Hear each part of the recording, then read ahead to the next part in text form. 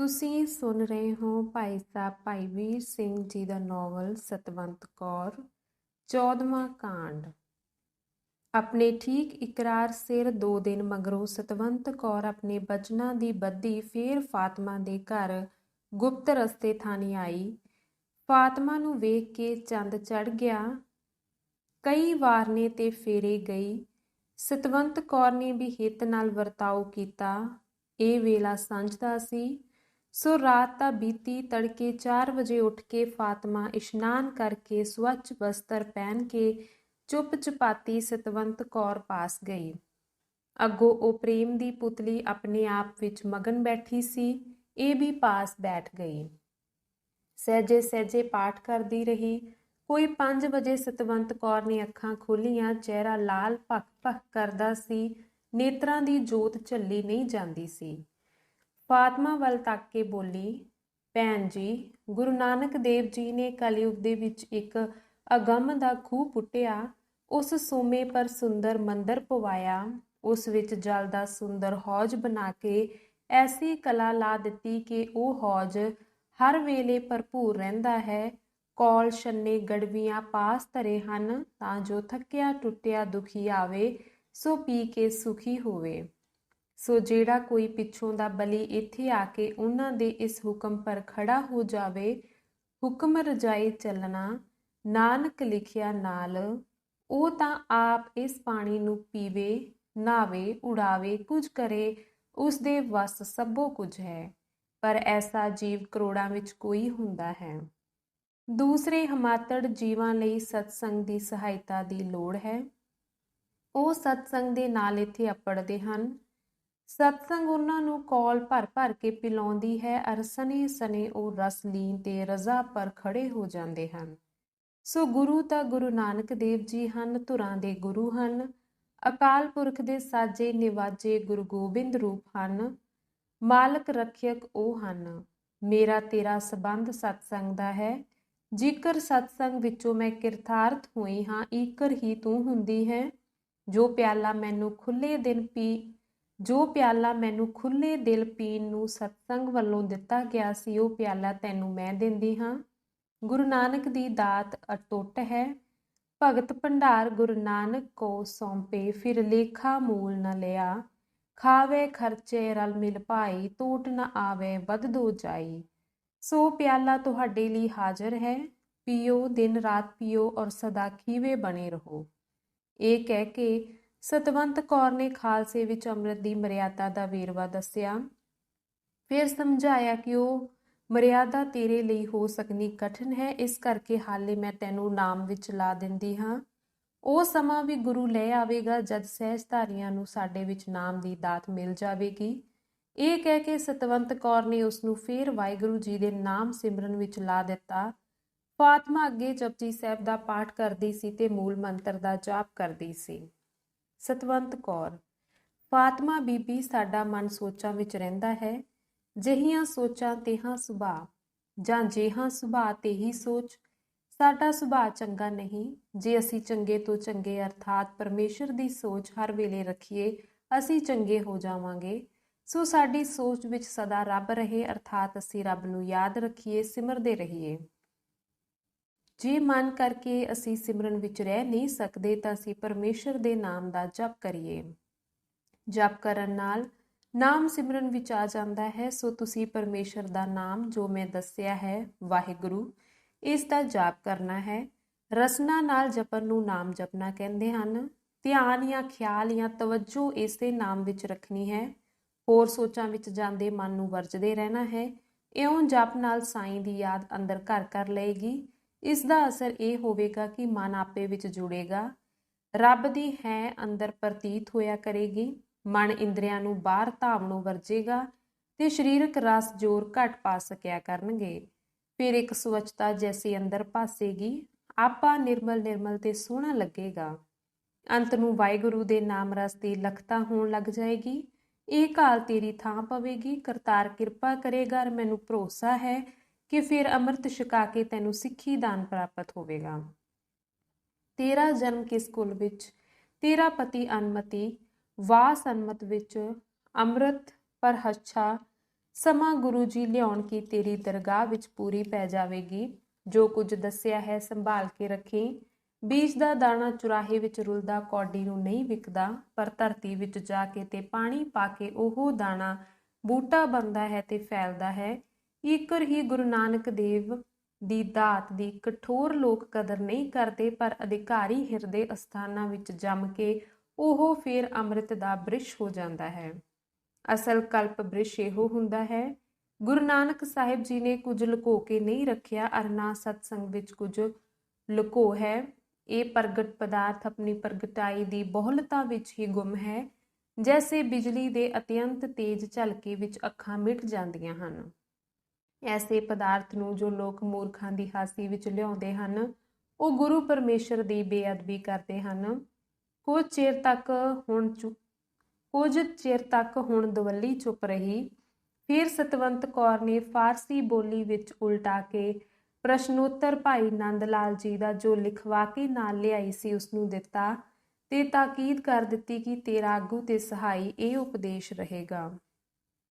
ਫਾਤਮਾ ਭਾਗਵਾਨ ਦੇ ਧਨ ਭਾਗ ਜੋ ਹੁਣ 3 ਪਦਾਰਥਾਂ ਦੀ ਮਾਲਕ ਹੋ ਗਈ। ਇੱਕ ਤਾਂ ਬਾਣੀ ਤੇ ਮੂਲ ਮੰਤਰ ਦੀ ਗਿਆਤਾ ਆ ਗਈ, ਦੂਜੇ ਗੁਰੂ ਮੰਤਰ ਅਰਥਾਤ ਨਾਮ ਦੀ ਘਾਲ ਮਿਲ ਗਈ, ਤੀਜੇ ਰਹਿਤ ਸਿੱਖੀ ਦੀ ਮਾਲੂਮ ਹੋ ਗਈ।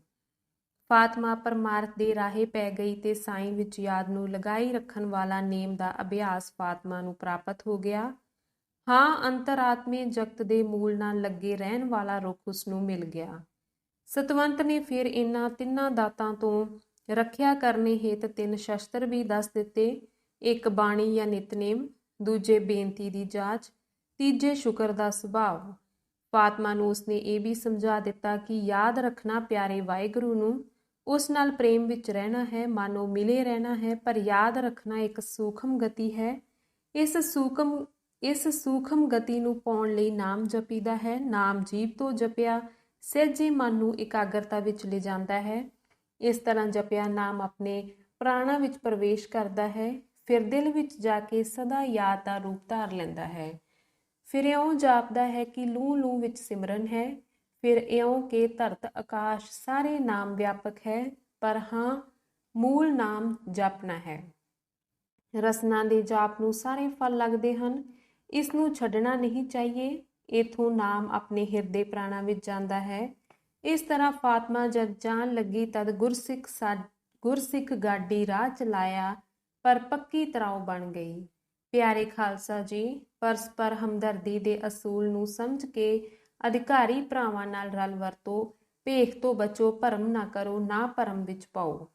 ਦੂਜੇ ਪਾਸੇ ਅੱਜ ਕੱਲ੍ਹ ਸਤਸੰਗ ਤੋਂ ਨਫ਼ਰਤ ਤੇ ਆਪੇ ਤੀਸ ਮਾਰ ਖਾਣ ਬਣ ਬੈਠਣ ਦੀ ਆਕੜ ਆ ਰਹੀ ਹੈ। ਨਾਮ ਰਸੀਏ ਕਰਨੀ ਵਾਲੇ ਕਣੀ ਵਾਲੇ ਦੀ ਕਦਰ ਨਹੀਂ। ਖੋਟੇ ਕਰਮੀ ਤੇ ਉੱਚੀ ਕਰਨੀ ਵਾਲੇ ਨੂੰ ਇੱਕ ਬਰੋਬਰ ਸਮਝਣੇ ਦੀ ਭੁੱਲ ਵਾਪਰ ਰਹੀ ਹੈ। ਸ਼ੁਭ ਸੰਗਤ ਦੀ ਢੂੰਡ ਨਹੀਂ। ਇਹਨਾਂ ਭੁੱਲਾਂ ਨਾਲ ਸਿੱਖੀ ਜੀਵਨ ਘਟ ਰਿਹਾ ਹੈ ਤੇ ਪੰਥ ਦੀ ਰੂਹਾਨੀਅਤ ਤਬਾਹ ਹੋ ਰਹੀ ਹੈ।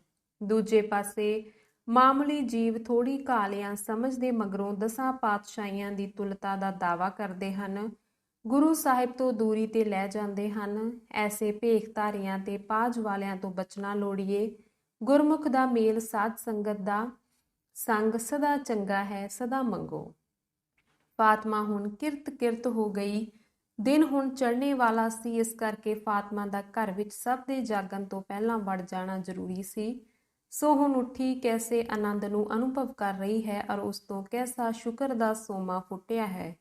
ਨੇਤਰ ਜਲ ਨਾਲ ਭਰ ਗਏ, ਸਰੀਰ ਪਰ ਲੂ ਕੰਡੇ ਖੜੇ ਹੋ ਗਏ ਔਰ ਬੇਵਸੇ ਹੋ ਕੇ ਸਤਵੰਤ ਕੌਰ ਦੇ ਚਰਨਾਂ ਪਰ ਡਿੱਗ ਪਈ। ਸਤਵੰਤ ਨੇ ਬੜੀ ਛੇਤੀ ਚੁੱਕਿਆ ਔਰ ਗਲਵਕੜੀ ਪਾ ਕੇ ਕਿਹਾ, ਬੀਬੀ ਤੂੰ ਜੋ ਮੇਰੀ ਸੱਜਣ ਹੈ ਤਾਂ ਸੱਜਣ ਲਈ ਸੱਜਣ ਦੀ ਰੁਚੀ ਤੋਂ ਓਪਰਾ ਕੰਮ ਨਹੀਂ ਕਰੀਦਾ। ਤਕੜੀ ਹੋ, ਨਾਮ ਜਪ ਕਰਨੀ ਪ੍ਰਵਾਨ। ਇਹ ਸੁਣ ਕੇ ਫਾਤਮਾ ਨੇ ਹੋਰ ਵੀ ਨੀਵੀਂ ਹੋ ਕੇ ਮਾਫੀ ਮੰਗੀ ਤੇ ਕਿਹਾ ਕਿ ਪਿਆਰ ਤੇ ਸ਼ੁਕਰ ਦੇ ਵਲਵਲੇ ਕਈ ਬੇਅਦਬੀਆਂ ਕਰਾ ਦਿੰਦੇ ਹਨ। ਸੱਜਣੀ, ਦਿਲ ਦੀਆਂ ਲੱਗੀਆਂ ਦੇ ਮਾਮਲੇ ਨਿਆਰੇ ਜੋ ਹੋਏ। ਕੁਝ ਚਿਰ ਮਗਰੋਂ ਫਾਤਮਾ ਤਾਂ ਚਲੀ ਗਈ ਤੇ ਸਤਵੰਤ ਕੌਰ ਹੁਣ ਤੁਰਨ ਦੇ ਆਹਰ ਸੋਚਣ ਲੱਗੀ। ਇਸ ਵੇਲੇ ਉਸਨੂੰ ਕੁਝ ਕੁ ਮੋਹ ਫਾਤਮਾ ਦਾ ਫੁਰ ਪਿਆ। ਤਦ ਆਪਣੇ ਮਨ ਨੂੰ ਸਮਝਾਉਣ ਲੱਗੀ, ਹੇ ਮਨ, ਇਹ ਮੋਹ ਹਾਨੀ ਦਾ ਮੂਲ ਹੈ। ਹੇ ਮਨ, ਮੈਨੂੰ ਜੇ ਪਿਆਰ ਨਾ ਫੁਰਦਾ ਤਾਂ ਇਸ ਦਾ ਲਾਭ ਕਿਕੁਨ ਹੁੰਦਾ। ਪ੍ਰੇਮ ਤਾਂ ਫੁਰਨਾ ਮਾੜਾ ਨਹੀਂ, ਪਰ ਮੈਨੂੰ ਹਉਮੈ ਤੇ ਮੋਹ ਨਾ ਫੁਰੇ। ਇਸ ਤਰ੍ਹਾਂ ਵਿਚਾਰ ਨਾਲ ਸਤਵੰਤ ਨੇ ਗੁਰੂ ਨਾਨਕ ਦੇਵ ਜੀ ਦੇ ਪ੍ਰੇਮ ਵਿੱਚ ਉਛਾਲਾ ਖਾਧਾ ਤੇ ਜੋ ਉਪਕਾਰ ਕੀਤਾ ਸੀ ਉਸ ਨੂੰ ਗੁਰੂ ਕੇ ਹੁਕਮ ਵਿੱਚ ਪੂਰਾ ਕਰਨਾ ਆਪਣਾ ਫਰਜ਼ ਸਮਝ ਲਿਆ। ਉਹ ਧੰਨ ਗੁਰੂ ਨਾਨਕ ਦੀ ਧੁਨ ਵਿੱਚ ਮਗਨ ਹੋ ਕੇ ਉੱਚੀ ਹੋ ਗਈ ਔਰ ਗੁਰੂ ਚਰਨਾਂ ਨੂੰ ਚੰਬੜ ਕੇ ਉਸ ਪ੍ਰੇਮ ਵਿੱਚ ਉਛਲੀ ਕਿ ਸਿਆਰੇ ਪਿਆਰ ਨੀਵੇਂ ਰਹਿ ਗਏ। ਕੁਝ ਦਿਨ ਸਤਵੰਤ ਕੌਰ ਉੱਥੇ ਰਹੀ ਔਰ ਫਾਤਮਾ ਦਾ ਹਾਲ ਦੇਖਦੀ ਰਹੀ ਕਿ ਜੋ ਰੰਗਨ ਇਸ ਨੂੰ ਚੜਾਈ ਗਈ ਹੈ ਕੀ ਅਸਰ ਕਰਦੀ ਹੈ। ਸੋ ਉਸਨੇ ਡਿੱਠਾ ਕਿ ਅਸਰ ਠੀਕ ਹੋ ਗਿਆ ਹੈ। ਫਾਤਮਾ ਦਾ ਸਿਦਕ ਦਿਨੋਂ ਦਿਨ ਤਰੱਕੀ ਕਰਦਾ ਹੈ। ਬਾਕੀ ਨਾਮ ਦਾ ਪ੍ਰੇਮ ਵੱਧ ਰਿਹਾ ਹੈ। ਈਰਖਾ ਮਾਨ ਛੱਡ ਗਏ ਹਨ। ਹਰ ਵੇਲੇ ਪ੍ਰਸੰਨ ਬਦਨ ਦਿਸਦੀ ਹੈ। ਬੋਲ ਮਿੱਠਾ ਹੋ ਗਿਆ ਹੈ ਤੇ ਦਿਲ ਦੀ ਜਮਾਂਦਰੂ ਕਰੜਾਈ ਘਟ ਗਈ ਹੈ। ਇੱਕ ਹੋਰ ਵਾਧਾ ਇਹ ਹੋਇਆ ਕਿ ਪੁੱਤਰ ਨੂੰ ਵੀ ਇਸੇ ਰਸਤੇ ਪਾਉਣੇ ਦੇ ਆਰ ਵਿੱਚ ਹੈ। ਉਸ ਨੂੰ ਤੜਕੇ ਉਠਾਉਂਦੀ ਹੈ ਅਰ ਬੇਨਤੀ ਕਰਨ ਦਾ ਵੱਲ ਸਿਖਾਉਂਦੀ ਹੈ। ਇੱਥੇ ਹੀ ਬਸ ਨਹੀਂ, ਪਤੀ ਦੇ ਕੰਨੀ ਕਈ ਵਾਰੀ ਇਹ ਗੱਲ ਵੀ ਪਾ ਦਿੰਦੀ ਹੈ ਕਿ ਕਾਕੇ ਦੇ ਵਾਲ ਕੈਸੇ ਸੋਹਣੇ ਹਨ, ਤੁਸੀਂ ਐਵੇਂ ਕਤਰਾ ਦਿੰਦੇ ਹੋ, ਜੋ ਸਾਰੇ ਵਧਣ ਦਿਓ ਤਾਂ ਕੈਸੇ ਸੋਹਣੇ ਲੱਗਣ। ਉਹ ਕਦੀ ਹੱਸ ਛੱਡਦਾ ਹੈ, ਕਦੀ ਹਾਂ ਕਹਿ ਛੱਡਦਾ ਹੈ। ਕਦੀ ਕੋਈ ਸਿੱਖਾਂ ਦੇ ਰੌਲੇ ਦੀ ਪੰਜਾਬ ਵਿੱਚੋਂ ਖਬਰ ਆਉਂਦੀ ਹੈ ਤਦ ਖਾਨ ਗੱਲ ਕਰਦਾ ਹੈ ਅਰ ਕੁਝ ਵੱਧ ਘੱਟ ਕਹਿੰਦਾ ਹੈ ਤਦ ਬੇਵਸੇ ਹੰਝੂ ਫਾਤਮਾ ਦੇ ਨੇਤਰਾਂ ਵਿੱਚ ਆ ਜਾਂਦੇ ਹਨ ਅਰ ਕਹਿੰਦੀ ਹੈ ਕਿ ਕਿਉਂ ਉਹਨਾਂ ਨੂੰ ਐਸਾ ਦੁੱਖ ਦਿੰਦੇ ਹੋ। ਭਲਾ ਜੇ ਕੋਈ ਸਾਨੂੰ ਆ ਕੇ ਇਸੇ ਤਰ੍ਹਾਂ ਸਾਡੇ ਘਰ ਵਿੱਚ ਦੁੱਖ ਦੇਵੇ ਤਾਂ ਅਸੀਂ ਕਿਹੜਾ ਬੁਰਾ ਮੰਨੀਏ। ਇਸ ਤਰ੍ਹਾਂ ਤੁਹਾਨੂੰ ਉਹਨਾਂ ਨੂੰ ਦੁੱਖ ਦੇਣੋਂ ਸੰਗਣਾ ਉਚਿਤ ਹੈ। ਪਾਤਸ਼ਾਹ ਨੂੰ ਚਾਹੀਦਾ ਹੈ ਕਿ ਆਪਣੇ ਆਪਣੇ ਦੇਸ਼ ਰਾਜ ਕਰਨ, ਦੂਜੇ ਦਾ ਦੇਸ਼ ਕਿਉਂ ਖੋਣ। ਦੂਜੇ ਦੇਸ਼ ਨਾਲ ਲੜਾਈ ਤਾਂ ਤਦ ਕਰਨੀ ਚਾਹੀਏ ਜਦ ਕੋਈ ਰਾਜਾ ਕਿਸੇ ਦੇਸ਼ ਨੂੰ ਖੋਣ ਜਾ ਪਵੇ। ਹਰ ਦੇਸ਼ ਤੇ ਦੇਸ਼ ਦਾ ਆਪਣਾ ਰਾਜਾ ਚਾਹੀਏ। ਜਦੋਂ ਕੋਈ ਕਿਸੇ ਤੇ ਜਾ ਪਵੇ ਤਾਂ ਦੂਸਰੇ ਰਾਜੇ ਉਸਦੀ ਰੱਖਿਆ ਕਰਨ। ਕਿਸੇ ਦਾ ਘਰ ਖੋਣਾ, ਕਿਸੇ ਦਾ ਦੇਸ਼ ਖੋਣਾ ਇੱਕ ਬਰਾਬਰ ਪਾਪ ਹਨ। ਜੋ ਪਾਤਸ਼ਾਹ ਦੂਸਰੇ ਦੇਸ਼ ਨੂੰ ਗੁਲਾਮੀ ਵਿੱਚ ਪਾਉਂਦਾ ਹੈ ਉਹ ਸਾਰੀ ਦੁਨੀਆ ਦੀ ਸਾਂਝੀ ਤਰੱਕੀ ਦੇ ਰਸਤੇ ਵਿੱਚ ਪੱਥਰ ਰੱਖ ਰਿਹਾ ਹੈ, ਅਰਥਾਤ ਮਨੁੱਖ ਮਾਤਰ ਨੂੰ ਅੱਗੇ ਵਧਣੋਂ ਰੋਕ ਜਾਂਦਾ ਹੈ। ਗੱਲ ਕੀ ਇਸ ਪ੍ਰਕਾਰ 2 ਮਹੀਨੇ ਲੰਘ ਗਏ। ਹੁਣ ਸਤਵੰਤ ਕੌਰ ਨੇ ਨਿਸ਼ਚਾ ਕਰ ਲਿਆ ਕਿ ਬੀਜ ਫਲੇਗਾ। ਮੈਨੂੰ ਹੁਣ ਤੁਰਨਾ ਚਾਹੀਏ, ਸੋ ਤਿਆਰੀ ਕੀਤੀ। ਫਾਤਮਾ ਨੂੰ ਕਹਿ ਦਿੱਤਾ ਕਿ ਹੁਣ ਮੈਂ ਜਾਣਾ ਹੈ। ਉਹ ਕਿੱਥੋਂ ਮੰਨੇ। ਛੇਕੜ ਇੱਕ ਦਿਨ ਉਸਨੂੰ ਕਹਿ ਦਿੱਤਾ ਕਿ ਹੁਣ ਮੈਂ ਕਿਸੇ ਵੇਲੇ ਚੁੱਪ ਕੀਤੀ ਤੁਰ ਜਾਵਾਂਗੀ ਕਿਉਂਕਿ ਤੁਸੀਂ ਖੁਸ਼ੀ ਨਾਲ ਜਾਨ ਨਹੀਂ ਦਿੰਦੇ। ਫਾਤਮਾ ਬਥੇਰੇ ਜ਼ੋਰ ਲਾ ਰਹੀ ਪਰ ਬੱਧੇ ਕਦੇ ਨਾ ਰਹਿ ਸਕਣ ਪੰਛੀ ਤੇ ਦਰਵੇਸ਼।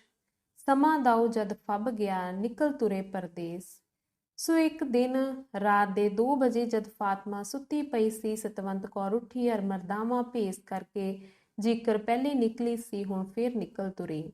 ਉਸ ਘਰ ਵਿੱਚੋਂ ਜਿੱਥੇ ਕੈਦ ਹੋ ਕੇ ਆਈ ਸੀ, ਜਿਨ੍ਹਾਂ ਨੂੰ ਕੈਦੋਂ ਮੌਤੋਂ ਦੇ ਨਰਕੋਂ ਛੁਡਾ ਦਿੱਤਾ ਸੀ, ਸਤਵੰਤ ਕੌਰ ਛੇਕੜ ਦਾ ਗੁੱਛਾ ਅੰਗੂਰਾਂ ਦਾ ਚੱਕ ਕੇ ਆਪਣੇ ਰਸਤੇ ਪਈ। ਫਾਤਮਾ ਨੇ 200 ਮੋਹਰ ਅਰ ਹੋਰ ਮਾਲ ਮਤਾ ਇਸ ਤੇ ਅਰਪਣ ਕੀਤਾ ਹੋਇਆ ਸੀ, ਸੋ ਇਹ ਲੈਂਦੀ ਨਹੀਂ ਸੀ। ਪਰ ਉਹ ਧਿੱਗੋ ਜੋਰੀ ਸੁੱਟ ਗਈ ਸੀ। ਜੋ ਸਭ ਕੁਝ ਪਿਆ ਛੱਡ ਕੇ ਕੇਵਲ 2 ਹੱਥ ਤੇ ਪੈਰਾਂ ਸਮੇਤ ਸਤਵੰਤ ਕੌਰ ਤੁਰ ਗਈ। ਇੱਥੋਂ ਨਿਕਲ ਕੇ ਸਤਵੰਤ ਕੌਰ ਦਬੇ ਪੈਰ ਉਸ ਕੰਦਰਾਂ ਵਿੱਚ ਆਪਣੀ ਜਿੱਥੇ ਮਹਾਤਮਾ ਰਹਿੰਦੇ ਸਨ। ਇੱਕ ਖੱਡ ਜਿਹੀ ਦੇ ਵਿੱਚ ਇੱਕ ਟਿੱਬੇ ਜਿਹੇ ਦੇ ਓਲੇ ਥਾਂ ਸੀ। ਅੰਦਰ ਬਾਹਰ ਲੰਘ ਕੇ ਕੁਝ ਹੇਰ ਫੇਰ ਦੇ ਮਗਰੋਂ ਇੱਕ ਖੁੱਲੀ ਥਾਂ ਸੀ ਜਿਸ ਨੂੰ ਪਰਲੇ ਪਾਸੇ ਵੱਲੋਂ ਇੱਕ ਹੋਰ ਐਸਾ ਹੀ ਗੁਪਤ ਜਿਹਾ ਰਸਤਾ ਸੀ। ਜਦ ਸਤਵੰਤ ਕੌਰ ਅੰਦਰ ਗਈ ਤਦ ਕੀ ਦੇਖਦੀ ਹੈ ਕਿ ਨਿੰਮਾ ਜਿਹਾ ਦੀਵਾ ਜਗ ਰਿਹਾ ਹੈ ਅਰ ਮਹਾਤਮਾ ਚੌਂਕੜੀ ਮਾਰੇ ਬੈਠੇ ਹਨ। ਮੱਥਾ ਟੇਕ ਕੇ ਸਤਵੰਤ ਕੌਰ ਪਾਸ ਬੈਠ ਗਈ। ਸਵੇਰ ਸਾਰ ਆਪ ਨੇ ਅੱਖਾਂ ਖੋਲੀਆਂ, ਬੀਬੀ ਨੂੰ ਦੇਖ ਕੇ ਮੁਸਕਰਾਏ, ਫਿਰ ਬੋਲੇ, ਸੁਨਾ ਬਚੜਾ, ਗੁਰੂ ਕਾ ਕਾਰਜ ਸਵਾਰ ਆਈ ਹੈ। ਸਿਰ ਨਿਵਾ ਕੇ ਬਹਿਬਲਤਾ ਨਾਲ ਰੋ ਕੇ ਸਤਵੰਤ ਕੌਰ ਨੇ ਕਿਹਾ, ਮਹਾਰਾਜ ਜੈਸੇ ਆਪ ਦੀ ਪ੍ਰੇਰਨਾ ਸੀ ਹੋ ਗਿਆ। ਨਾਮ ਦੀ ਦਾਤ ਦੇ ਆਈ ਹਾਂ ਜਿਵੇਂ ਆਪ ਨੇ ਦਿੱਤੀ ਸੀ। ਮੇਰੇ ਭੁੱਲ ਕਰ ਬੈਠਣ ਵਿੱਚ ਕੁਝ ਕਸਰ ਤਾਂ ਨਹੀਂ ਸੀ ਰਹਿਣੀ, ਪਰ ਆਪ ਨੇ ਪੂਰਨ ਰੱਖਿਆ ਕੀਤੀ। ਸ੍ਰੀ ਗੁਰੂ ਗ੍ਰੰਥ ਸਾਹਿਬ ਜੀ ਦਾ ਇਹ ਵਾਕ ਸਹਾਇਤਾ ਕਰਦਾ ਰਿਹਾ, ਕਬੀਰ ਭਾਰ ਪਰਾਈ ਸਿਰ ਚਰੇ, ਚਲਿਓ ਚਾਹੇ ਬਾਟ, ਆਪਣੇ ਭਾਰੇ ਨਾ ਡਰੇ, ਆਗੇ ਔ ਘਟ ਘਾਟ। ਵਾਹਿਗੁਰੂ ਨੇ ਹੱਥ ਦੇ ਕੇ ਰੱਖ ਲਿਆ ਹੈ। ਇਹ ਉੱਤਰ ਸੁਣ ਕੇ ਆਪਨੇ ਪ੍ਰਸੰਨਤਾ ਪੂਰਵਕ ਕਿਹਾ, ਪੁੱਤਰੀ ਤੂੰ ਧਨ ਹੈ, ਤੇਰਾ ਜਨਮ ਧਨ ਹੈ। ਸਾਡੀ ਸਿੱਖਿਆ ਯਾਦ ਰੱਖੀ, ਭਾਵੇਂ ਪਰਮੇਸ਼ਰ ਦੀ ਪ੍ਰਾਪਤੀ ਤੱਕ ਪਹੁੰਚ ਜਾਵੇਂ, ਬੰਦਗੀ ਨਹੀਂ ਛੱਡਣੀ। ਤੇ ਪਰਮੇਸ਼ਰ ਦਾ ਨਿਰਮਲ ਭੈ ਦੂਰ ਨਹੀਂ ਕਰਨਾ, ਨਾਮ ਤੋਂ ਕਦੇ ਨਹੀਂ ਉਕਣਾ। ਕਲਯੁਗ ਵਿੱਚ ਇਹਨਾਂ ਦੋਹਾਂ ਸਾਧਨਾਂ ਬਿਨਾਂ ਸਾਧ ਮਾਰਿਆ ਜਾਂਦਾ ਹੈ। ਵਾਹਿਗੁਰੂ ਜੀ ਕਹਿੰਦੇ ਹਨ, ਨਾਨਕ ਭੈ ਬਿਨ ਜੋ ਮਰੇ, ਮੂੰਹ ਕਾਲੇ ਉੱਠ ਜਾਏ। ਉਹ ਪਾਰ ਬ੍ਰਹਮ ਦਾ ਨਿਰਮਲ ਭਉ ਸੁੱਖਾਂ ਦਾ ਮੂਲ ਹੈ। ਅਕਸਰ ਮਤਾਂ ਦੇ ਫਕੀਰ ਸਰੂਪ ਦੀ ਪਛਾਣ ਦੇ ਲਾਗੇ ਆ ਕੇ ਜਾਂ ਖਿਆਲ ਕਰਕੇ ਕਿ ਆ ਗਏ ਹਾਂ, ਨਿਡਰ ਤੇ ਗੁਸਤਾਖ ਹੋ ਜਾਂਦੇ ਹਨ। ਇਹ ਅਸਲ ਵਿੱਚ ਡਿੱਗਣ ਦੇ ਸਮਾਨ ਹੁੰਦੇ ਹਨ। ਉਸ ਵੇਲੇ ਇੱਕ ਅਤੀ ਸੂਖਮ ਹਉਮੈ ਅਵਰ ਲੈਂਦੀ ਹੈ, ਜਿਸ ਕਰਕੇ ਪਤਾ ਨਹੀਂ ਲੱਗਦਾ ਕਿ ਮੈਂ ਸਵੈ ਸਰੂਪ ਸਥਿਤ ਹਾਂ ਕਿ ਹਉਮੈ ਦੇ ਇੱਕ ਪਾਰਦਰਸ਼ਕ ਸੂਖਮ ਪਰਦੇ ਵਿੱਚ ਹਾਂ, ਜਿਸ ਪਰਦੇ ਨੂੰ ਮਹਾਰਾਜ ਨੇ ਭੰਬੀਰੀ ਦੇ ਖੰਭ ਨਾਲ ਉਪਮਾ ਦਿੱਤੀ ਹੈ। ਜਦ ਤੱਕ ਦੇ ਤਦ ਤੱਕ ਕਰਤਾ ਪੁਰਖ ਦਾ ਅਦਬ ਰੱਖਣਾ ਤੇ ਨਿਰਮਲ ਭੈ ਵਾਲਾ ਪ੍ਰੇਮ ਉਸ ਨਾਲ ਕਰਨਾ ਚਾਹੀਏ। ਸਾਈਂ ਦਾ ਮੇਲ ਤਾਂ ਅਭੈਤਾ ਹੈ, ਪਰ ਹਉਮੈ ਸੂਖਮ ਵੀ ਵਿੱਥ ਦੀ ਨਿਸ਼ਾਨੀ ਹੈ। ਦੇਖੋ, ਜਿਸ ਇਸਤਰੀ ਨੂੰ ਪਤੀ ਪਟਰਾਣੀ ਬਣਾ ਦੇਵੇ, ਸਭ ਤਰ੍ਹਾਂ ਹੁਕਮ ਹਾਸਲ ਕਰਾ ਦੇਵੇ, ਆਪ ਵੀ ਉਸਦੇ ਕਹੇ ਚੱਲੇ, ਅਰ ਲਾਡ ਵੀ ਸਹਾਰੇ, ਉਸ ਪਟਰਾਣੀ ਦਾ ਧਰਮ ਤਦ ਵੀ ਅਦਬ ਹੈ, ਕਿਉਂਕਿ ਉਹ ਅਦਬ ਨੇ ਉਥੋਂ ਤੱਕ ਪਹੁੰਚਾਈ ਸੀ। ਜੇ ਅਦਬ ਛੱਡੇਗੀ, ਭਾਵੇਂ ਹੁਕਮ ਹਾਸਲ ਰਹਿ ਵੀ ਜਾਵੇ, ਤਦ ਵੀ ਬੇਅਦਬੀ ਵਿੱਥ ਦੀ ਨਿਸ਼ਾਨੀ ਹੈ, ਕਿਉਂਕਿ ਉਸ ਵਿੱਚ ਹਉਮੈ ਆਉਂਦੀ ਹੈ। ਇਹ ਉਪਦੇਸ਼ ਸੁਣ ਕੇ ਸਤਵੰਤ ਕੌਰ ਨੇ ਉਹਨਾਂ ਦਾ ਸੱਚੇ ਦਿਲੋਂ ਧੰਨਵਾਦ ਕੀਤਾ ਅਤੇ ਕਿਹਾ ਕਿ ਮਹਾਰਾਜ ਜੀ, ਹੁਣ ਸੰਕਲਪ ਵਤਨ ਪਹੁੰਚਣੇ ਦਾ ਦ੍ਰਿੜ ਹੋ ਰਿਹਾ ਹੈ, ਆਪ ਖੁਸ਼ੀ ਕਰੋ। ਗੁਰਮੁਖ ਜੀ ਨੇ ਕਿਹਾ, ਬੱਚੜਾ, ਜੋ ਤੁਸਾਂ ਪਹਿਲੇ ਤੋਤਾ ਸਿੰਘ ਦੇ ਸੰਬੰਧੀ ਬਿਰਧ ਪੁਰਖ ਨਾਲ, ਜਿਨ੍ਹਾਂ ਦਾ ਨਾਉ ਲੱਦਾ ਸਿੰਘ ਹੈ, ਤਿਆਰਾ ਕੀਤਾ ਸੀ, ਸੋ ਠੀਕ ਹੈ। ਹੁਣ ਉਹ ਤਿਆਰ ਹੈ। ਤੁਹਾਡੀ ਭਾਲ ਬਹੁਤ ਕਰਦਾ ਸੀ, ਪਰ ਜਦ ਅਸਾਂ ਕਿਹਾ ਕਿ ਫਿਕਰ ਨਾ ਕਰੋ, ਆਪ ਹੀ ਆ ਜਾਓ, ਤਦ ਉਹਨਾਂ ਨੂੰ ਧੀਰਜ ਹੋ ਗਿਆ। ਹੁਣ ਤੁਸੀਂ ਉਹਨਾਂ ਨੂੰ ਮਿਲੋ। 15 ਦਿਨਾਂ ਨੂੰ ਕਾਫਲਾ ਤੁਰਨੇ ਵਾਲਾ ਹੈ। ਅਸੀਂ ਵੀ ਚੱਲਦੇ ਹਾਂ, ਪਰ ਅਜੇ ਪੰਥ ਦੇ ਹੁਕਮ ਮੂਜਬ ਕੰਮ ਨਹੀਂ ਮੁੱਕ ਚੁੱਕਾ। ਕਾਬਲ ਦੀ ਸਿੱਖੀ ਨੂੰ ਦੇਖਭਾਲ ਸੰਭਾਲ ਲਿੱਤਾ ਹੈ। ਹੁਣ ਕੰਧਾਰ ਵੱਲ ਜਾਣਾ ਹੈ, ਫਿਰ ਚਿਮਨ ਦੇ ਰਸਤਿਓਂ ਅਸੀਂ ਮੁੜ ਕੇ ਪੰਜਾਬ ਅਪੜਾਂਗੇ। ਇਸ ਪ੍ਰਕਾਰ ਦੇ ਬਚਨ ਬਿਲਾਸ ਕਰਦੇ ਕਰਾਉਂਦਿਆਂ ਪਹੁ ਫੁੱਟ ਪਈ। ਬਾਬਾ ਲੱਦਾ ਸਿੰਘ ਵੀ ਆ ਪਹੁੰਚਾ। ਸੰਤਾਂ ਨੇ ਸਤਵੰਤ ਦੀ ਬਾਂਹ ਉਸਦੇ ਹੱਥ ਦੇ ਕੇ ਕਿਹਾ ਕਿ ਇਹਨਾਂ ਨੂੰ ਸਭ ਤਰ੍ਹਾਂ ਪ੍ਰਸੰਨ ਰੱਖਣਾ, ਅਸੀਂ ਦੀਪਮਾਲਾ ਤੱਕ ਅਪੜਾਂਗੇ, ਤਦ ਤੱਕ ਤੁਸਾਂ ਵੀ ਉੱਥੇ ਹੀ ਰਹਿਣਾ। ਗੱਲ ਕੀ ਦੂਜੀ ਵੇਰ ਜਸਵੰਤ ਸਿੰਘ ਆਪਣੇ ਪ੍ਰੇਮੀ ਭਰਾਵਾਂ ਦੇ ਘਰ ਪਹੁੰਚਾ ਅਰ ਤੁਰਨ ਦੀਆਂ ਤਿਆਰੀਆਂ ਲੱਗੀਆਂ ਹੋਣ। ਸਾਧੂ ਜਨਤਾ 2-4 ਦਿਨ ਮਗਰੋਂ ਕੰਧਾਰ ਪਧਾਰ ਗਏ ਤੇ ਇੱਧਰ ਟੁਰਨੇ ਦੀ ਤਿਆਰੀ ਹੋਣ ਲੱਗੀ। ਕਾਫਲਾ ਜਾਣ ਵਾਸਤੇ ਬਣ ਰਿਹਾ ਸੀ ਅਰ ਵਕਤ ਨਿਯਤ ਹੋ ਚੁੱਕਾ ਸੀ, ਸੋ ਹੁਣ ਕੇਵਲ ਬੰਨ੍ਹ ਤੇ ਉਸ ਦਿਨ ਦੀ ਉਡੀਕ ਸੀ। ਸਤਵੰਤ ਦਾ ਭੇਸ ਮਰਦਾਵਾ ਸੀ ਅਰ ਜਸਵੰਤ ਸਿੰਘ ਕਰਕੇ ਹੀ ਸਾਰੇ ਘਰ ਵਿੱਚ ਪ੍ਰਸਿੱਧ ਸੀ। ਬਾਬਾ ਲੱਦਾ ਸਿੰਘ ਹੁਰੀ ਉਂਝ ਹੀ ਉਸਦਾ ਆਦਰ ਬਹੁਤ ਕਰਦੇ ਸਨ, ਪਰ ਹੁਣ ਸੰਤਾਂ ਦੀ ਸਪੁਰਦੀ ਨੇ ਤਾਂ ਬਹੁਤ ਹੀ ਅਸਰ ਕੀਤਾ ਅਰ ਉਹ ਉਹਦੀ ਹੱਥੋਂ ਵੱਧ ਖਾਤਰ ਕਰਨ ਲੱਗ ਪਿਆ। ਆਦਰ ਪਾ ਕੇ ਉਹ ਸਿੰਘ ਦੀ ਪੁੱਤਰੀ ਅਕਾਲ ਪੁਰਖ ਦਾ ਸ਼ੁਕਰ ਕਰਦੀ ਏ, ਬਚਨ ਉਚਾਰਦੀ ਕਿ ਸਭ ਆਪ ਦੀ ਦਿਆਲਤਾ ਹੈ, ਇਹ ਗੁਰੂ ਨਾਨਕ ਦੇਵ ਜੀ ਦਾ ਬਿਰਦ ਹੈ, ਇਹ ਗੁਰੂ ਗੋਬਿੰਦ ਸਿੰਘ ਜੀ ਦੀ ਬਾਹੇ ਗਹੇ ਕੀ ਲਾਜ ਹੈ। ਮੈਂ ਨਿਕਰਮਨ ਤਾਂ ਐਸੀ ਮੰਦਭਾਗਣ ਹਾਂ ਕਿ ਪਸ਼ੂਆਂ ਵਾਂਗ ਵਿਕ ਗਈ ਤੇ ਗੁਲਾਮੀ ਵਿੱਚ ਪੈ ਗਈ। ਇਸ ਗੁਲਾਮੀ ਵਿੱਚ ਹੀ ਸੱਚੇ ਪਾਤਸ਼ਾਹ ਨੇ ਮੈਨੂੰ ਮਾਣ ਤੇ ਵਡਿਆਈ ਬਖਸ਼ੀ, ਕਿੰਨਾ ਬਿਪਤਾ ਵਿੱਚੋਂ ਕੱਢਿਆ, ਕੀ ਔਕੜਾਂ ਕੱਟੀਆਂ ਤੇ ਹੁਣ ਕਿਸ ਆਰਾਮ ਵਿੱਚ ਪਹੁੰਚਾ ਦਿੱਤਾ ਹੈ। ਮੇਰਾ ਇਸ ਵਿੱਚ ਕੁਝ ਨਹੀਂ ਹੈ। ਸ਼ੁਕਰ ਹੈ ਉਸ ਸੱਚੇ ਮਾਲਕ ਦਾ। ਗੱਲ ਕੀ ਜਿਉਂ-ਜਿਉਂ ਆਰਾਮ ਮਿਲਿਆ ਤਿਉਂ-ਤਿਉਂ ਜਸਵੰਤ ਨੇ ਸ਼ੁਕਰ ਕੀਤਾ, ਨਾ ਕੇਵਲ ਅਕਾਲ ਪੁਰਖ ਦਾ, ਸਗੋਂ ਜਿਹੜੇ ਉਸ ਦਾ ਮਾਣ ਕਰਦੇ ਉਹ ਆਪਣੇ ਆਪ ਨੂੰ ਉਹਨਾਂ ਦੀ ਵੀ ਰਿਣੀ ਸਮਝਦੀ ਅਰ ਕਹਿੰਦੀ, ਮੇਰੇ ਵਿੱਚ ਕੋਈ ਗੁਣ ਨਹੀਂ। ਮੈਂ ਤਾਂ ਇਹਨਾਂ ਸੱਜਣਾ ਨੂੰ ਵੀ ਧੋਖਾ ਦੇ ਰਹੀ ਹਾਂ ਕਿ ਹਾਂ ਤਰੀਮਤ ਤੇ ਬਣੀ ਹਾਂ ਮਰਦ, ਪਰ ਧਨ ਹਨ ਇਹ ਜੋ ਗੁਰੂ ਜੀ ਦੇ ਨਾਮ ਪਿੱਛੇ ਮੇਰੇ ਜਹੀ ਦਾ ਸਤਿਕਾਰ ਕਰਦੇ ਹਨ। ਇਹਨਾਂ ਦੇ ਹਿਰਦੇ ਕੈਸੇ ਉੱਤਮ ਹਨ ਕਿ ਮੇਰੇ ਤੇ ਉਪਕਾਰ ਕਰ ਰਹੇ ਹਨ। ਸਤਵੰਤ ਵਾਹਿਗੁਰੂ ਦੀ ਮਿਹਰ ਨੂੰ ਸਭਨਾਂ ਦੀ ਮਿਹਰ ਦਾ ਕਾਰਨ ਜਾਣ ਕੇ ਸੁਰਤ ਵਿੱਚ ਅੰਦਰੋਂ ਉੱਚੀ ਤੇ ਸਿਮਰਨ ਦੇ ਸਹਿਜ ਰੰਗ ਵਿੱਚ ਰਹਿੰਦੀ। ਪਿਆਰੇ ਸੱਜਣੋ, ਸਾਡੇ ਪਿਛਲੇ ਬਜ਼ੁਰਗਾਂ ਵਿੱਚ ਇਹ ਗੁਣ ਹੁੰਦੇ ਸੈਂ ਕਿ ਉਹ ਮਾਣ ਪਾ ਕੇ ਵੀ ਆਪਣੇ ਛੋਟੇ ਵੀਰਾਂ ਨੂੰ ਆਪਣੇ ਤੋਂ ਚੰਗਾ ਜਾਣਦੇ ਸਨ। ਤਦੇ ਤਾਂ ਪੰਥ ਵਿੱਚ ਪਰਸਪਰ ਪਿਆਰ ਤੇ ਵਾਹਿਗੁਰੂ ਨਾਲ ਪ੍ਰੇਮ ਰਹਿੰਦਾ ਸੀ। ਅੱਜ ਕੱਲ੍ਹ ਤਾਂ ਜਿਸਨੂੰ ਚਾਰ ਸਰੀਰ ਵੱਡਾ ਜਾਂ ਆਗੂ ਕਹਿਣ ਲੱਗ ਪੈਣ, ਉਸਦੀ ਆਕੜ ਦਾ ਅੰਤ ਨਹੀਂ ਰਹਿੰਦਾ। ਉਹ ਸਮਝਦਾ ਹੈ ਕਿ ਜ਼ਰੂਰ ਹੁਣ ਮੈਂ ਵੱਡਾ ਹੋ ਗਿਆ ਹਾਂ, ਨਹੀਂ ਸੋਚਦਾ ਹੈ ਕਿ ਉਹ ਮੇਰੀ ਦੇਹੀ ਹੈ, ਉਹ ਮਨ ਬੁੱਧੀ ਅੰਗ ਮੇਰੇ ਹਨ ਜੋ ਇਹਨਾਂ ਦੇ ਹਨ। ਆਤਮ ਸੱਤਾ ਕਹਾਂ ਤਾਂ ਸਭ ਵਿੱਚ ਇੱਕ ਹੈ। ਜੇ ਇਹ ਕਹਾਂ ਕਿ ਮੈਂ ਗਿਆਨਵਾਨ ਹਾਂ, ਇਹ ਅਗਿਆਨੀ ਹਨ, ਤਦ ਗਿਆਨ ਦੀ ਪਹਿਲੀ ਅਵਸਥਾ ਹਉਮੈ ਦਾ ਤਿਆਗ ਹੈ। ਜੇ ਗੁਣ ਕਹੋ ਤਦ ਹਰੇਕ ਵਿੱਚ ਇੱਕ ਨਾ ਇੱਕ ਗੁਣ ਹੁੰਦਾ ਹੈ। ਜੇ ਦੌਲਤ ਕਹੋ ਤਦ ਇਹ ਨੀਚਾਂ ਦੇ ਵੀ ਅਮਿਤ ਹੁੰਦੀ ਹੈ। ਜੇ ਕਹੋ ਕਿ ਲੋਕ ਜੋ ਮੈਨੂੰ ਆਗੂ ਤੇ ਵੱਡਾ ਕਹਿੰਦੇ ਹਨ, ਤਦ ਜਾਣੋ ਕਿ ਇਹ ਤਾਂ ਸਗੋਂ ਲੋਕਾਂ ਦੀ ਵਡਿਆਈ ਹੈ, ਕਿਉਂਕਿ ਆਦਮੀ ਦੀ ਹਉਮੈ ਆਪਣੇ ਤੋਂ ਚੰਗਾ ਕਿਸੇ ਨੂੰ ਨਹੀਂ ਜਾਣਦੀ। ਜਦ ਕਿਸੇ ਨੇ ਸਾਨੂੰ ਚੰਗਾ ਕਿਹਾ ਤਦ ਉਸ ਵਿੱਚ ਹਉਮੈ ਘਟੀ ਤੇ ਸਾਨੂੰ ਮਾਨ ਨੇ ਘੇਰਿਆ, ਤਦ ਉਹ ਸਾਥੋਂ ਚੰਗਾ ਹੋਇਆ ਕਿ ਨਾ। ਤੇ ਜੇ ਕਹੋ ਕਿ ਸਾਨੂੰ ਬਾਣੀ ਤੇ ਸ਼ਬਦ ਦੀ ਸੂਝ ਹੈ, ਤਾਂ ਤੁਸੀਂ ਗੁਰੂ ਨਾਨਕ ਦੇ ਪਿਆਰੇ ਹੋ। ਸੁਭਾਗ ਹੋਵੇ ਜੇ ਇੱਕ ਸੇਵਾ ਸਪੁਰਦ ਹੋਈ ਹੈ।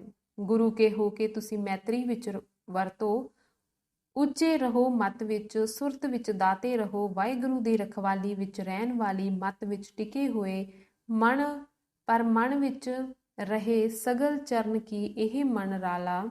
ਗੁਰਮੁਖ ਦਾ ਧਰਮ ਮਨ ਨੀਵਾ ਮਤ ਉੱਚੀ। ਇਹ ਸਮਝ ਜੇ ਸੰਸਾਰਕ ਪਰਮਾਰਥਕ ਦੋਹਾਂ ਤਰ੍ਹਾਂ ਦੇ ਆਗੂਆਂ ਦੇ ਚਿੱਤ ਵਿੱਚ ਰਹੇ ਤਾਂ ਆਪ ਵੀ ਤਰ ਜਾਂਦੇ ਹਨ ਤੇ ਸੰਸਾਰ ਵੀ ਤਰਦਾ ਹੈ, ਨਹੀਂ ਤਾਂ ਖੇਚਲ ਹੀ ਖੇਚਲ ਹੁੰਦੀ ਹੈ। ਹੁਣ ਪਰਮਾਰਥ ਵਿੱਚ ਜਗਿਆਸੂਆਂ ਦੀ ਸ਼ਰਧਾ, ਪ੍ਰੇਮ ਤੇ ਨਿਮਰਤਾ ਨਹੀਂ ਰਹੀ। ਪਰਮੇਸ਼ਰ ਦੇ ਪਿਆਰਿਆਂ, ਨਾਮ ਦੇ ਤਾਰੇ ਰਸੀਆਂ, ਆਪ ਜਪਣ ਤੇ ਹੋਰਨਾਂ ਨੂੰ ਜਪਾਉਣ ਵਾਲਿਆਂ ਗੁਰਮੁਖਾਂ ਨੂੰ ਲੋਕੀ ਪਿਆਰ, ਸਤਿਕਾਰ ਤੇ ਆਦਰ ਨਾਲ ਨਹੀਂ ਮਿਲਦੇ। ਗੁਰੂ ਜੀ ਉਸ ਸਿੱਖ ਦੀ ਧੂੜ ਮੰਗਦੇ ਹਨ ਜੋ ਜਪਦਾ ਤੇ ਜਪਾਉਂਦਾ ਹੈ, ਪਰ ਪੱਛਮੀ ਵਿਦਿਆ ਪੜ੍ਹ ਕੇ ਝੂਠੀ ਬਰਾਬਰੀ ਦੇ ਕੁੱਠੇ ਲੋਕ ਵਿਸ਼ਿਆਂ, ਦੁਰਾਚਾਰੀਆਂ ਤੇ ਨਾਮ ਰੱਤੇ ਪ੍ਰੇਮੀਆਂ ਨੂੰ ਇੱਕ ਤੁਲ ਕਹਿ ਕੇ ਹਉਮੈ ਨਾਲ ਸਤਸੰਗ ਵਿੱਚ ਈਰਖਾ ਦਰਵੇਖ ਫੈਲਾਉਂਦੇ ਹਨ। ਪਿਛਲੇ ਪ੍ਰੇਮੀ ਸਤਵੰਤ ਕੌਰ ਤੇ ਫਾਤਮਾ ਵਾਂਗ ਦਿਆਲੂ ਤੇ ਨਿਰਮਾਣ ਹੁੰਦੇ ਸਨ ਅਤੇ ਸਤਿਕਾਰ, ਸ਼ੁਕਰ ਤੇ ਆਦਰ ਨਾਲ ਸ਼ਰਧਾਲੂ ਹੋ ਕੇ ਕਿਰਤ ਹੁੰਦੇ ਸਨ। ਗੁਰਿਆਈ ਗੁਰੂ ਸਾਹਿਬਾਨ ਵਿੱਚ ਮੰਨ ਕੇ ਸਿੱਖ ਪਰਸਪਰ ਤਰਦੇ ਤਾਰਦੇ ਸਨ। ਗੱਲ ਕਾਦੀ ਕਾਫਲਾ ਤੁਰਿਆ ਸਤਵੰਤ ਕੌਰ ਦੀਆਂ ਮੁੜ ਵਤਨ ਨੂੰ ਮੁਹਾਰਾਂ ਮੁੜੀਆਂ। ਇੱਕ ਬਿਰਧ ਪੁਰਖ ਜਸਵੰਤ ਸਿੰਘ ਤੇ ਇੱਕ ਨੌਕਰ, 3 ਜਣੇ ਇਸ ਕਾਫਲੇ ਦੇ ਨਾਲ ਪੰਜਾਬ ਲਈ ਵਿਦਾ ਹੋਏ। ਹਜੇ 2 ਕੁ ਮੰਜ਼ਲਾਂ ਹੀ ਗਏ ਸਨ ਕਿ ਪਿੱਛੋਂ ਅਮੀਰ ਦਾ ਹੁਕਮ ਆਇਆ ਕਿ ਕਾਫਲਾ ਰੋਕ ਲਵੋ। ਕਾਫਲਾ ਰੁਕ ਗਿਆ ਔਰ ਸਰਕਾਰੀ ਅਹਿਦੀ ਆ ਕੇ ਲੱਗੇ ਤਲਾਸ਼ੀ ਲੈਣ। ਹਜ਼ਾਰਾਂ ਰੁਪਈਆਂ ਦਾ ਸਮਾਨ, ਪਿੱਠੂ ਗੰਢਾਂ, ਬਿਸਤਰੇ, ਸੰਦੂਖ, ਯਖਦਾਨ ਲੱਗੇ ਫੁਲੀਜ਼ਨ। ਕਾਰਨ ਇਹ ਸੀ ਕਿ ਅਮੀਰ ਦਾ ਇੱਕ ਹੀਰਾ ਜਾਂਦਾ ਰਿਹਾ ਸੀ, ਚੋਰ ਦਰਬਾਰ ਦੇ ਵਿੱਚ ਹੀ ਸੀ। ਉਸਨੇ ਸਲਾਹ ਦਿੱਤੀ ਕਿ ਕਾਫਲੇ ਦੀ ਤਲਾਸ਼ੀ ਲਵੋ, ਮਤਾ ਚੋਰ ਇਸ ਕਾਫਲੇ ਵਿੱਚ ਹਿੰਦੁਸਤਾਨ ਨੂੰ ਭੱਜਾ ਜਾਂਦਾ ਹੋਵੇ। ਇਸ ਸਲਾਹ ਦੇ ਸੁਣਦੇ ਸਾਰ ਹੁਕਮ ਹੋ ਗਿਆ ਕਿ ਤਲਾਸ਼ੀ ਦਾ, ਸੋ ਹੁਣ ਲੱਗੇ ਫਰੋਲਾ ਫਰਾਲੀ ਕਰਨ। ਪਾਤਸ਼ਾਹ ਜੇ ਹੁਕਮ ਦੇਵੇ ਕਿ ਇੱਕ ਪੈਸੇ ਦੀ ਚੀਜ਼ ਚੁੱਕ ਲਿਆਓ, ਤਦ ਨੌਕਰ ਹਜ਼ਾਰਾਂ ਰੁਪਈਆਂ ਨੂੰ ਹੱਥ ਫੇਰਦੇ ਹਨ। ਸੂਈ ਇੱਥੇ ਹੋਈ। ਹੁਕਮ ਤਾਂ ਮਾਲ ਤਲਾਸ਼ੀ ਦਾ ਸੀ। ਨੌਕਰ ਜਾਮੇ ਤਲਾਸ਼ੀ ਵੀ ਸ਼ੁਰੂ ਕੀਤੀ। ਕੱਪੜੇ ਲੁਹਾ ਕੇ ਸਰੀਰ ਦੀ ਤਲਾਸ਼ੀ ਲੈਣ, ਤ੍ਰੀਮਤਾਂ ਦੇਖਣ। ਇਹ ਹਾਲ ਦੇਖ ਕੇ ਸਤਵੰਤ ਕੌਰ ਨੂੰ ਫਿਕਰ ਪਿਆ ਕਿ ਹੁਣ ਕੀਕਰ ਹੋਊ। ਜੋ ਮੈਂ ਜਨਾਨੇ ਲਿਬਾਸ ਵਿੱਚ ਹੁੰਦੀ ਤਦ ਵੀ ਖੈਰ ਸੀ, ਹੁਣ ਔਕੜ ਇਹ ਬਣੀ ਕਿ ਤਲਾਸ਼ੀ ਮਰਦਾਂ ਲੈਣੀ ਹੈ ਤੇ ਮੇਰਾ ਪਰਦਾ ਉੱਗੜ ਜਾਣਾ ਹੈ। ਨਾ ਫੜੀਂਦੀ ਵੀ ਫੜੀ ਜਾਵਾਂਗੀ, ਕਰਾਂ ਤੇ ਕੀ ਕਰਾਂ, ਕਿਸ ਉਪਾਉ ਨਾਲ ਬਚਾਂ। ਸਾਰਾ ਦਿਨ ਉਧਰ ਤਲਾਸ਼ੀ ਹੁੰਦੀ ਰਹੀ, ਉਧਰ ਸਤਵੰਤ ਕੌਰ ਦੀ ਛਾਤੀ ਧੜਕਦੀ ਰਹੀ ਕਿ ਹੁਣ ਵਾਰੀ ਆਈ ਕਿ ਆਈ। ਉਸਦਾ ਉੱਚਾ ਹੋ ਗਿਆ ਮਨ, ਉਸਦੀ ਦੁੱਖਾਂ ਦੀ ਸਾਨ ਤੇ ਚੜ੍ਹ ਕੇ ਤ੍ਰਿਖੀ ਹੋਈ ਅਕਲ ਸਾਰਾ ਦਿਨ ਸੋਚਦੀ ਰਹੀ। ਨਾ ਤਾਂ ਕੋਈ ਸੁਲਝਾਓ ਸੁਲਝਾ ਤੇ ਨਾ ਹੀ ਦਿਲ ਨੇ ਨਿਰਾਸਤਾ ਦਾ ਲੜ ਫੜਿਆ। ਸੰਝਾਂ ਪੈ ਗਈਆਂ ਤੇ ਕਾਫਲੇ ਤੋਂ ਦੂਰ ਦੂਰ ਚੁਫੇਰੇ ਪਹਿਰੇ ਲੱਗ ਗਏ। ਤਲਾਸ਼ੀ ਸਾਰੇ ਦਿਨ ਵਿੱਚ ਅੱਧੀ ਵੀ ਨਾ ਮੁੱਕੀ ਸੀ, ਸੋ ਘੇਰਾ ਘੱਤਿਆ ਗਿਆ ਅਰ ਬਾਕੀ ਦੀ ਤਲਾਸ਼ੀ ਲੈਣੀ ਸਵੇਰੇ ਪਰ ਰੱਖੀ ਗਈ। ਧੰਨਵਾਦ।